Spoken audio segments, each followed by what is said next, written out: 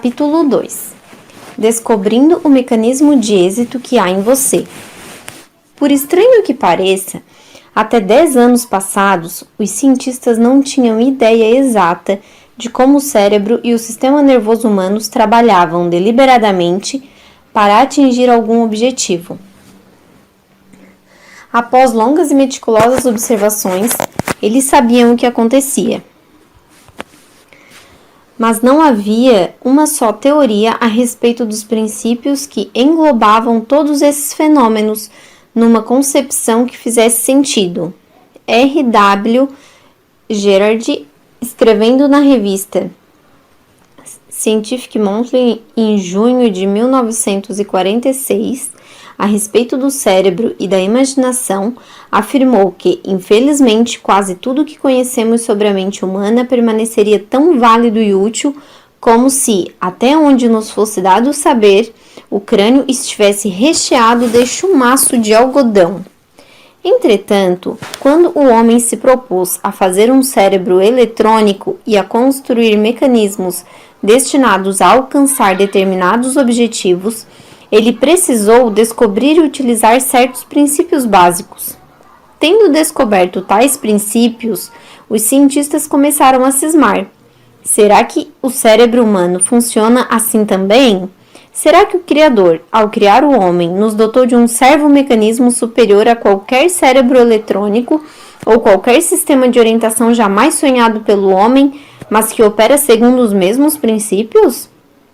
Na opinião de famosos cientistas especializados em cibernética, como o Dr. Norbert Wiener, o Dr. John von Neumann e outros, a resposta é decididamente afirmativa. Vosso sistema de orientação embutido. Todo ser vivo nasce com um sistema de orientação ou dispositivo perseguidor de objetivos, com que o Criador o dotou para ajudá-lo a alcançar seus objetivos, o que, em termos gerais, significa viver. Nas formas de vida mais rudimentares, o objetivo viver significa simplesmente sobrevivência física, tanto para o indivíduo como para a espécie. O mecanismo embutido dos animais se limita a encontrar alimento e abrigo, evitar ou vencer inimigos e imprevistos, e procriar para garantir a perpetuação da espécie. No homem, o objetivo viver representa mais do que mera sobrevivência. O homem tem necessidades emocionais e espirituais que os animais não têm. O mecanismo de êxito embutido que há no homem é também de escopo muito mais amplo que o do animal. Além de ajudá-lo a evitar ou vencer perigos, auxilia-o a encontrar a solução de problemas, inventar, escrever poesias, dirigir negócios, vender mercadorias, explorar novos horizontes na ciência, alcançar mais paz de espírito, adquirir melhor personalidade ou obter sucesso em qualquer outra atividade que esteja intimamente ligada à sua existência, ou contribua para uma vida mais plena. O instinto do êxito. O esquilo não precisa que lhe ensinem a apanhar nozes. Nem precisa aprender que deve armazená-las para o inverno. Um esquilo que nasceu na primavera jamais experimentou o inverno.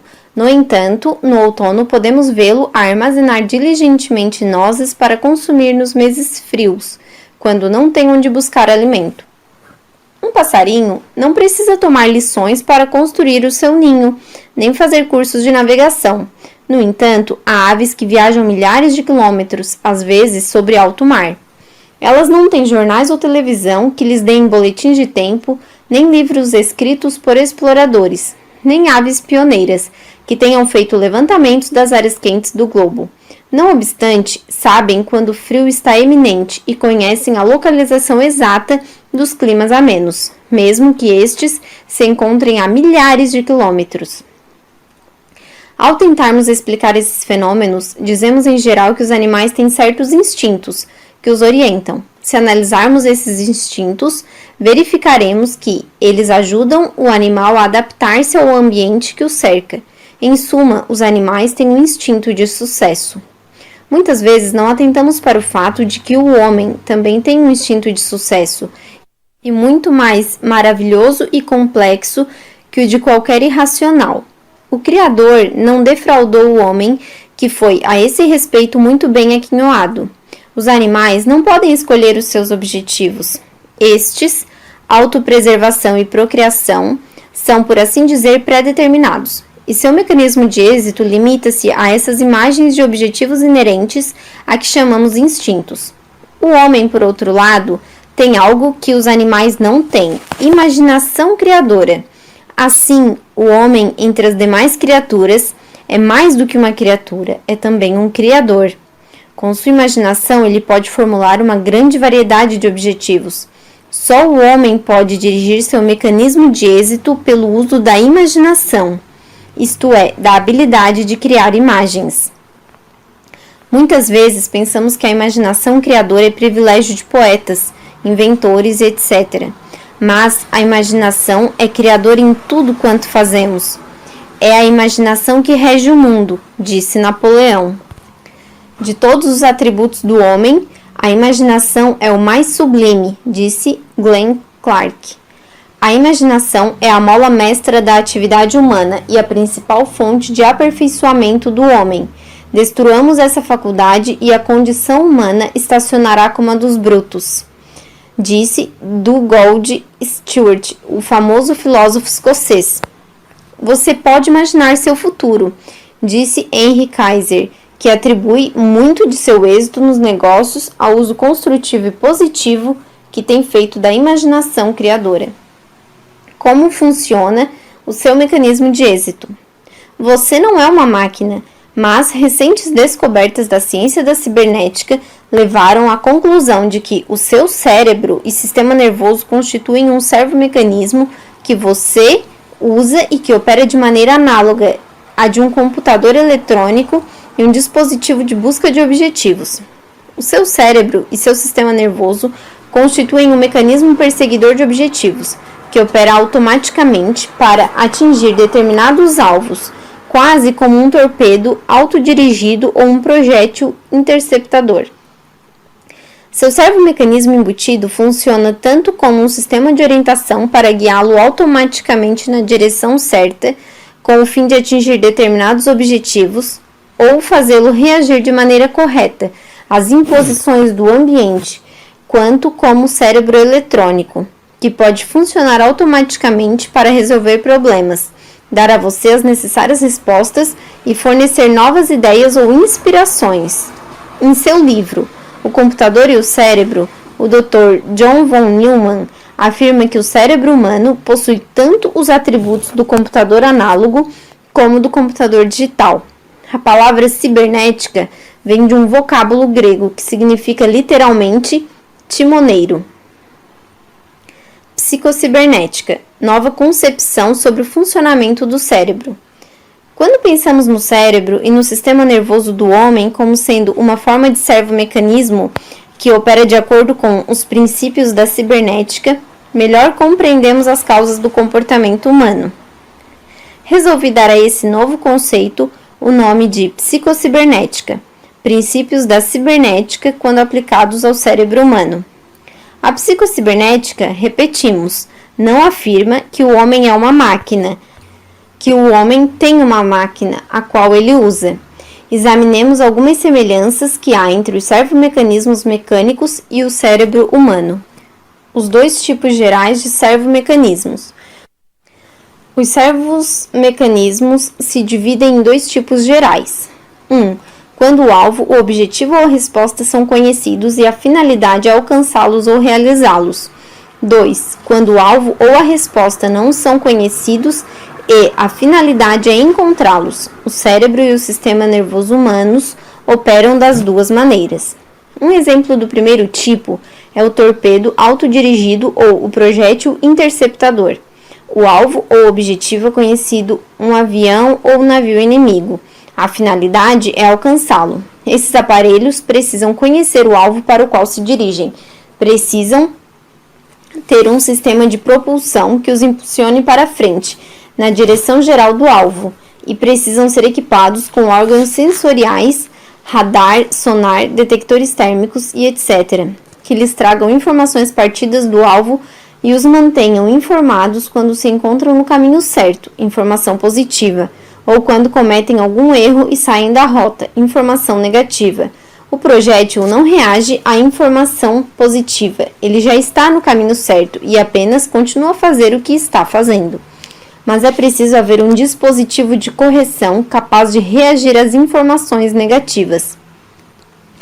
Quando o torpedo é informado de que está fora da rota, digamos, muito para a direita, seu dispositivo de correção aciona automaticamente o leme e ele vira para a esquerda.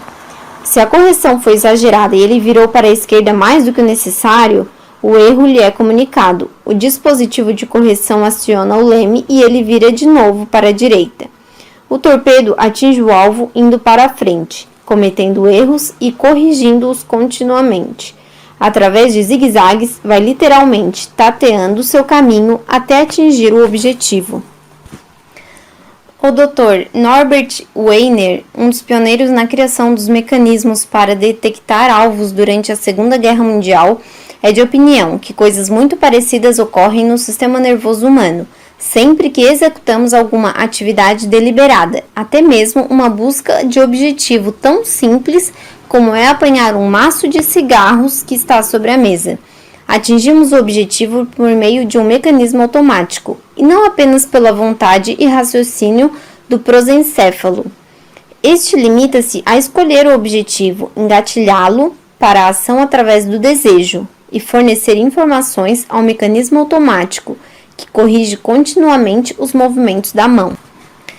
Em primeiro lugar, diz o Dr. Wiener, só um anatomista conheceria todos os músculos necessários para apanhar os cigarros, e o leitor, ainda que os conhecesse, não iria dizer a si mesmo: preciso contrair os músculos do ombro para levantar o braço, agora preciso flexionar os tríceps para estender a mão, e etc.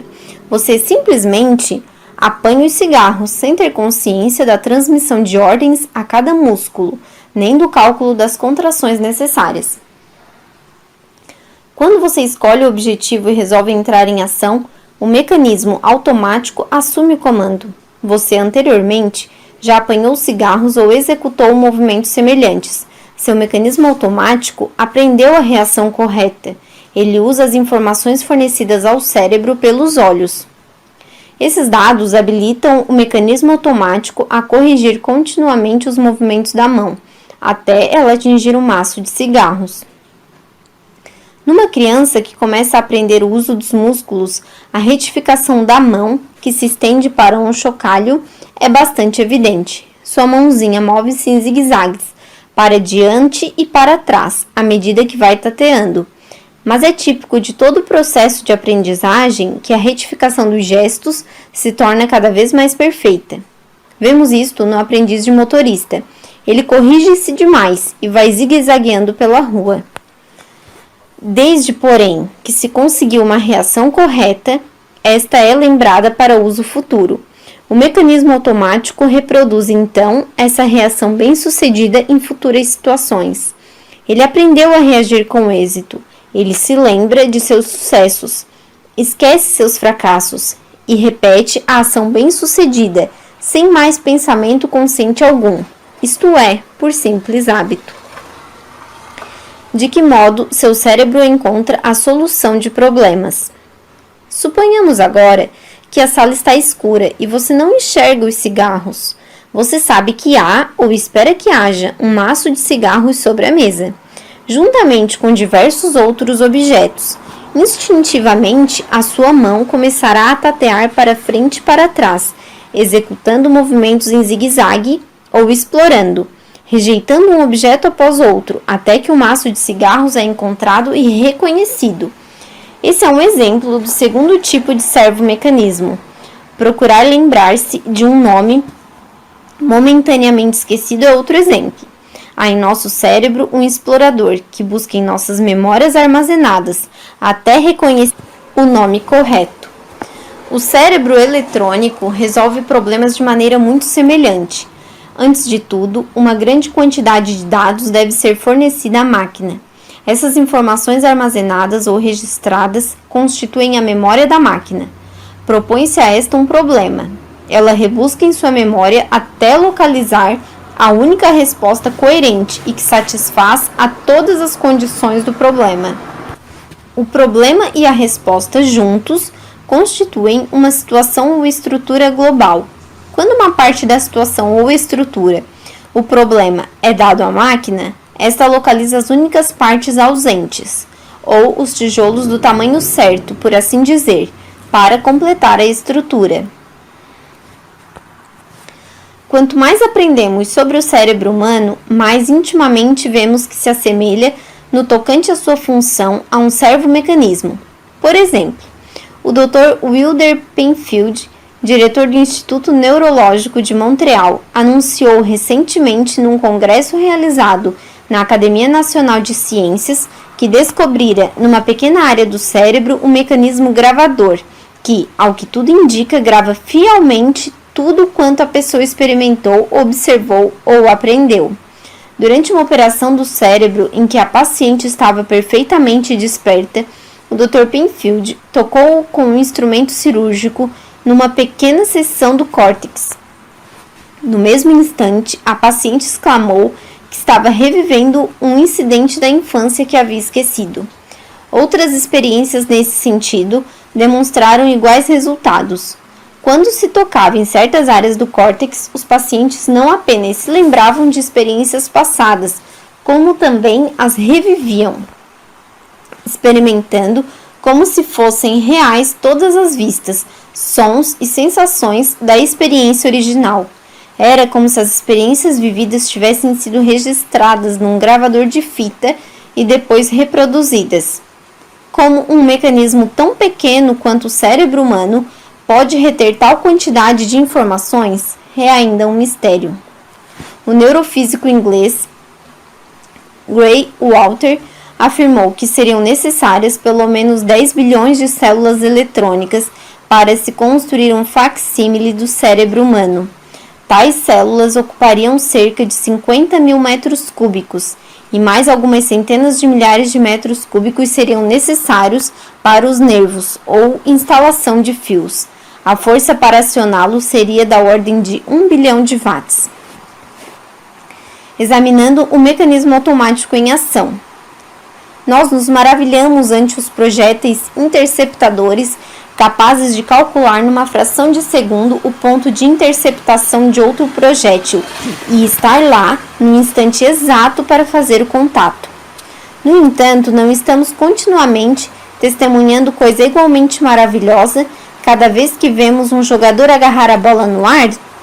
Para calcular onde a bola cairá ou qual será o ponto de interceptação, ele precisa levar em conta a velocidade da bola, a curvatura de sua queda, sua direção, a força do vento, a velocidade inicial da bola e o coeficiente da diminuição progressiva da velocidade.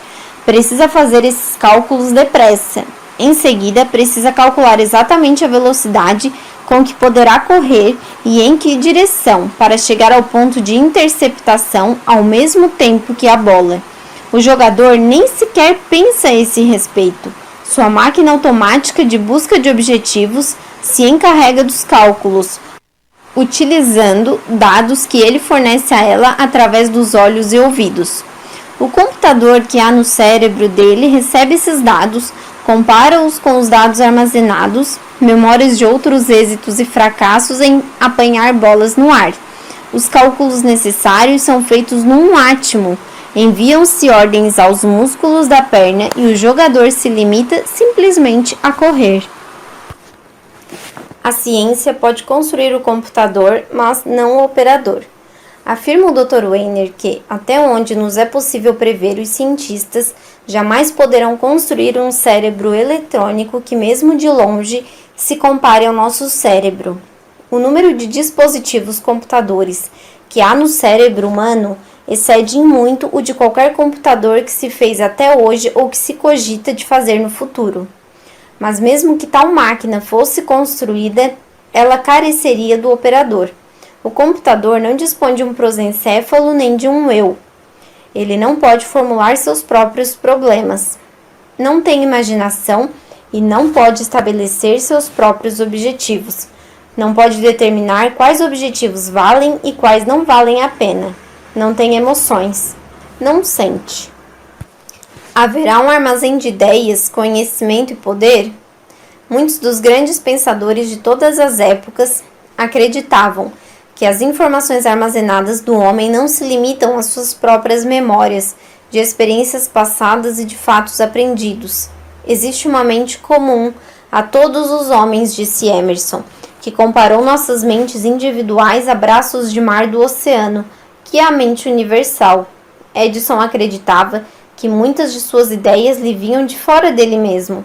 Certa vez, quando elogiaram por uma invenção, rejeitou o elogio, dizendo que as ideias estão no ar e que, se ele não a tivesse feito, algum outro certamente o teria.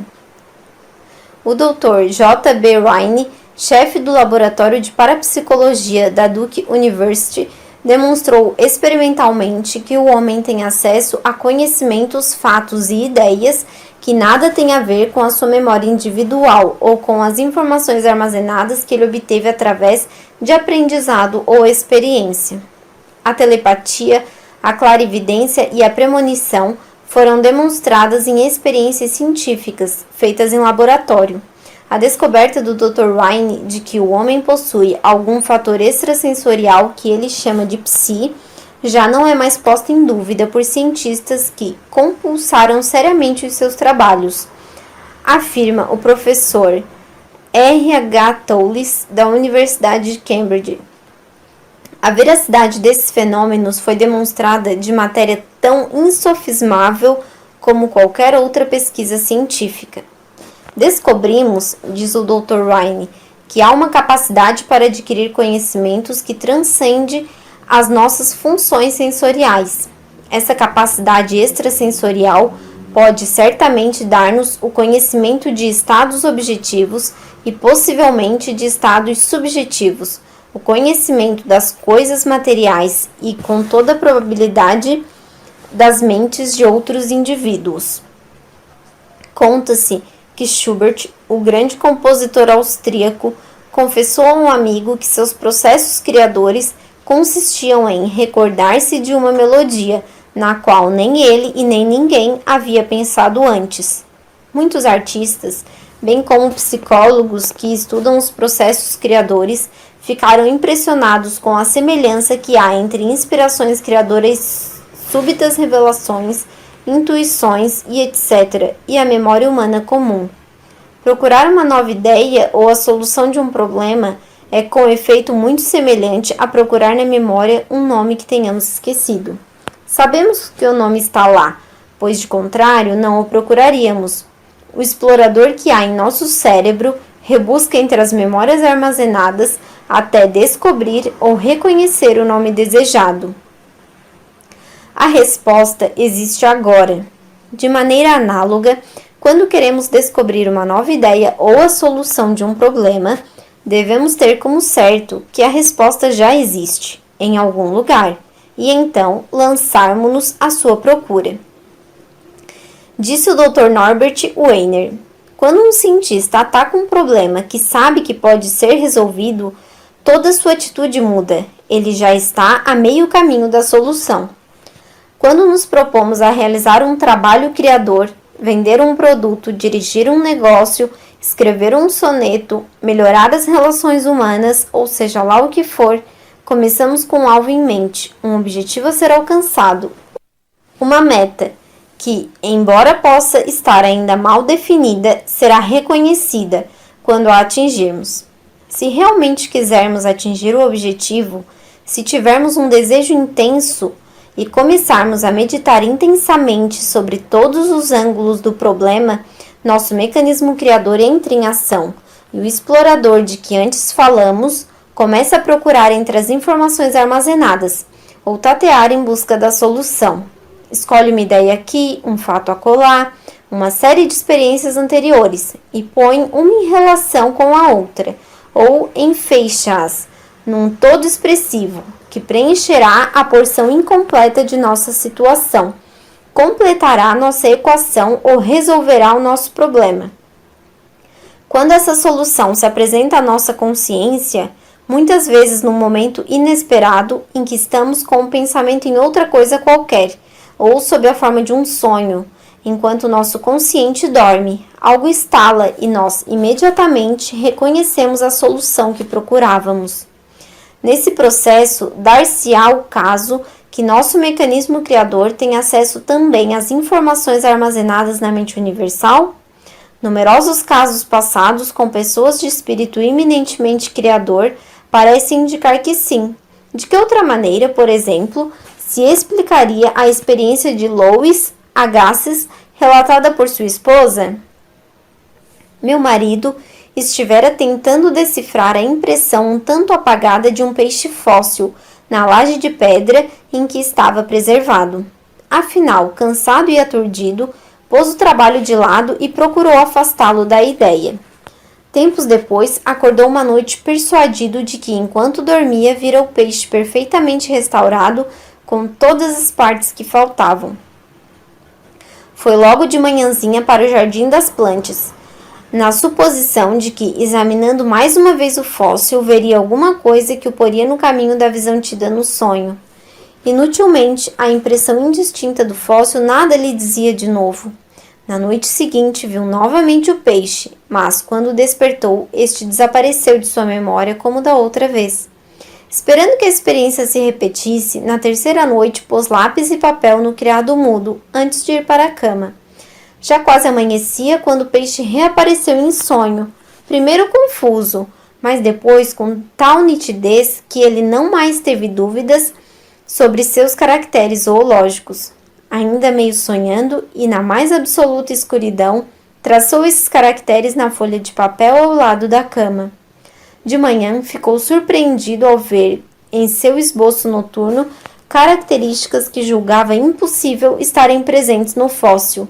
Foi depressa para o Jardim des Plantes e, orientado pelo desenho, escavou com o buril a superfície da pedra, sob a qual certas porções do peixe estavam de fato ocultas.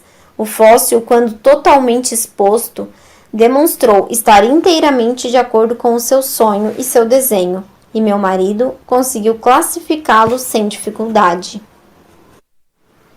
Obtenha uma nova imagem mental de si mesmo.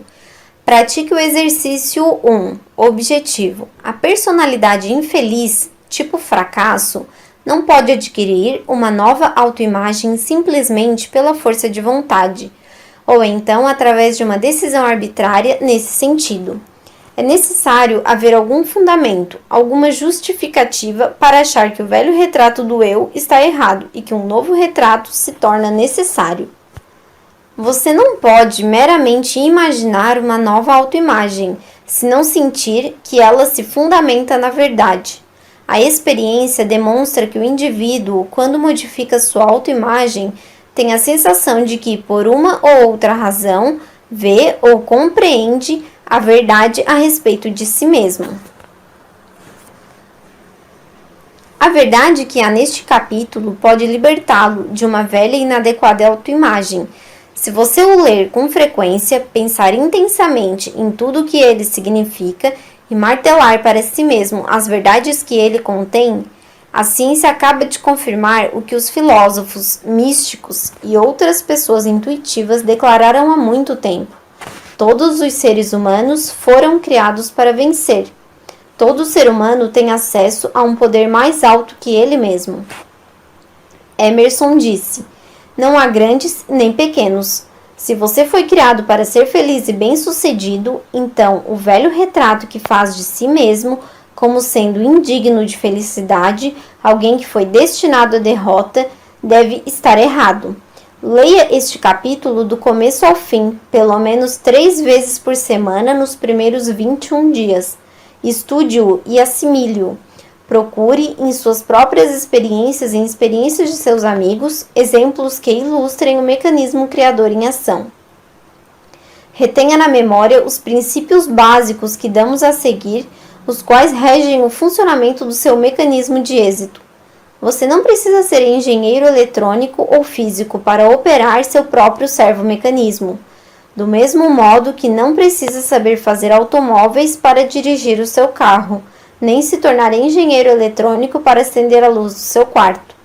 Você precisa, porém, estar familiarizado com os pontos abaixo, porque tendo-os decorado, eles projetarão nova luz no que se seguirá depois. 1. Seu mecanismo de sucesso, que lhe é inerente, deve ter um objetivo ou alvo. Você deve pensar nesse objetivo ou alvo como sendo já existente, agora, seja em forma real, seja potencialmente. Ele opera, quer orientando-nos para um objetivo já existente, quer descobrindo alguma coisa já existente. 2. O mecanismo automático é teleológico, quer dizer, opera ou deve ser orientado por objetivos. Não fique desanimado se os meios pelos quais ele operará não forem aparentes. É função do mecanismo automático prover esses meios, desde que você forneça o objetivo. Pense na finalidade e os meios quase sempre cuidarão de si mesmos. 3. Não tenha medo de cometer erros ou de fracassos temporários. Todos os servos mecanismos atingem um objetivo através da retroação negativa, isto é, indo para frente, cometendo erros e imediatamente retificando a sua rota. 4. O aprendizado de uma habilidade, seja ela qual for, faz-se pelo método das tentativas, até conseguir-se um movimento ou realização bem-sucedida. Depois disso, o aprendizado ulterior e o sucesso contínuo conseguem-se esquecendo os erros passados e recordando as reações bem-sucedidas, de forma que estas possam ser imitadas. Aprenda a confiar em que seu mecanismo criador fará o papel dele. Você não deve perturbá-lo através de uma preocupação exagerada, ficando ansioso se ele irá ou não funcionar, ou tentando forçá-lo por meio de um esforço consciente exagerado. Deixe-o trabalhar, em lugar de forçá-lo a trabalhar. Essa confiança é necessária, porque seu mecanismo criador opera abaixo do nível da consciência, e você jamais poderá saber o que se passa nessa área. Além disso, é da natureza dele operar espontaneamente, conforme as necessidades do momento. Por conseguinte, você não tem garantias de antemão. Ele inicia o trabalho à proporção que você age e que, através de suas ações, faz uma exigência a ele. Não espere ter uma prova para começar a agir. Haja confiante em que ele, o seu mecanismo de êxito, fará o resto. Faça a coisa e encontrará o poder de fazê-la, disse Emerson.